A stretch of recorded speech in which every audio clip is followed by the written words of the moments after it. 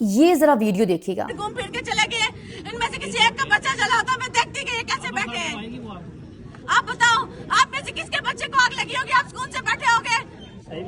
آگے سے کہتے ہیں ڈاکٹر، میں یہاں پہ پچھلے 15 دن سے ہوں، یہاں کا نرس سٹاف ذلیل ترین اسٹاف، میں بتاتی ہوں پیسے نہ دو تو یہاں پہ یہ لوگ کام نہیں کرتے، یہاں پہ ڈاکٹر سنتے نہیں ہیں۔ میں آپریشن تھیٹر میں نہیں جانا چاہتی تھی، انہوں نے زبردستی مجھے آپریشن تھیٹر میں بھیجا اور کہا کہ اگر میں آپریشن نہیں کرواتی تو یہ لوگ مجھے یہاں سے باہر کر دیں گے اور دوبارہ مجھے چیک نہیں کریں گے۔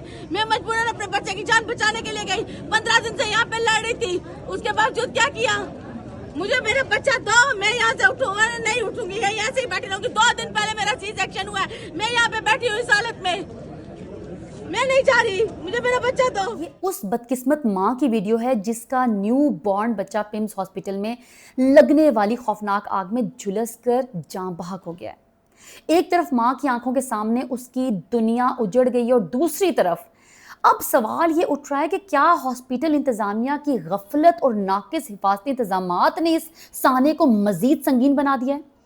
حتمی ذمہ داری کا تعین تحقیقات کے بعد ہی ہوگا، لیکن اس ماں کی فریاد سن کر دل دہل جاتا ہے۔ یہ صرف پمس ہاسپٹل میں آگ لگنے کی کہانی نہیں ہے، یہ ان ماؤں کی چیخوں کی کہانی ہے جنہوں نے اپنے بچے ہاسپٹل کے حوالے کیے تھے اور اب وہ اپنے بچے واپس مانگ رہی ہیں۔ اسلام آباد کے پمس ہاسپٹل میں آج جو کچھ ہوا اس نے پورا ملک ہلا کر رکھ دیا ہے۔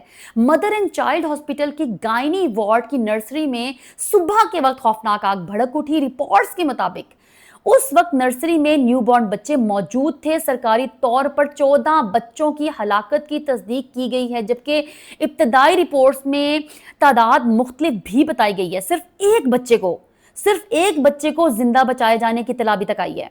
لیکن اصل سوال صرف یہ نہیں ہے کہ آگ کیسے لگی، اصل سوال یہ ہے کہ ایک ہاسپٹل کی نرسری میں موجود ان ننھی جانوں کو بچانے کے لیے انتظامات کہاں تھے؟ رپورٹس کے مطابق آگ تقریباً صبح 7 بجے کے قریب لگی۔ ابتدائی اطلاع میں ایئر کنڈیشننگ سسٹم یا کمپریسر میں خرابی کو ممکنہ وجہ بتایا گیا، لیکن حتمی وجہ تحقیقات کے بعد ہی سامنے آئیں گی۔ اور پھر جو مناظر سامنے آئے وہ کسی بھی انسان کا دل چیر دینے کے لیے کافی ہیں۔ ایک طرف فائر فائٹر شیشے توڑ کر اندر پہنچنے کی کوشش کر رہے تھے، دوسری طرف وہ والدین تھے جو اپنے بچوں کے بارے میں پوچھ رہے تھے کہ میرا بچہ کہاں ہے۔ ایک ماں کے لیے سوال سے زیادہ خوفناک سوال دنیا میں شاید کوئی نہیں ہے۔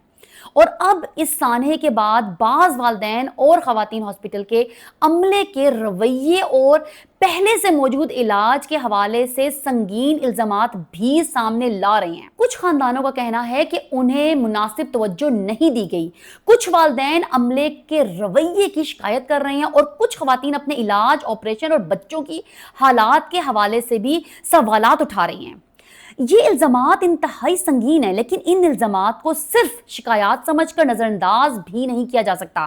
اگر کسی ماں کا یہ دعویٰ ہے کہ وہ کئی دن سے ہاسپٹل میں موجود تھی لیکن اسے مناسب طبی توجہ نہیں ملی، تو ان تمام دعووں کی غیر جانبدار اور مکمل تحقیقات ہونی چاہیے، اور اگر تحقیقات میں کسی ڈاکٹر، نرس، انتظامی افسر یا کسی بھی ذمہ دار شخص کی غفلت ثابت ہوتی ہے تو پھر ذمہ داری صرف بیان دینے سے پوری نہیں ہوگی، ذمہ داروں کا تعین بھی ہونا چاہیے اور قانون کے مطابق کارروائی بھی، کیونکہ یہ بچے صرف ایک ہاسپٹل کے مریض نہیں تھے، یہ کسی کے گھر کا چراغ تھے، کسی ماں کی دعاؤں کا جواب تھے، کسی باپ کی امید تھے، اور جن ماؤں کے ہاتھ خالی ہیں ان سے یہ مت کہا جائے کہ حادثہ تھا، بھول جاؤ۔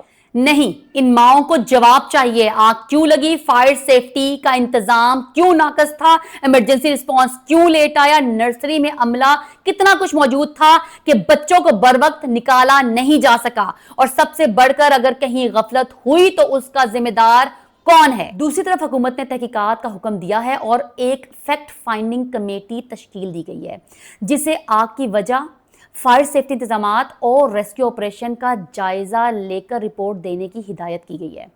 اب قوم کی نظریں اس رپورٹ پر ہیں، کیونکہ تحقیقات صرف فائل بند کرنے کے لیے نہیں ہونی چاہیے۔ تحقیقات کا مقصد یہ ہونا چاہیے کہ جو بچے چلے گئے انہیں انصاف ملے، جو والدین آج رو رہے ہیں انہیں جواب ملے، اور کل کسی دوسرے ہاسپٹل میں کسی دوسری ماں کو یہ دن نہ دیکھنا پڑے۔ پمس میں آج صرف ایک وارڈ نہیں جلا، کئی خاندانوں کی دنیا اجڑ گئی ہے، اور اب سب سے بڑا سوال یہ ہے کہ کیا ان معصوم بچوں کی موت کا ذمہ دار صرف ایک خراب سسٹم تھا یا اس سسٹم کے اندر موجود کوئی غفلت بھی تھی؟ اس سوال کا جواب تحقیقات سے آنا چاہیے، اور اس بار جواب ضرور آنا چاہیے۔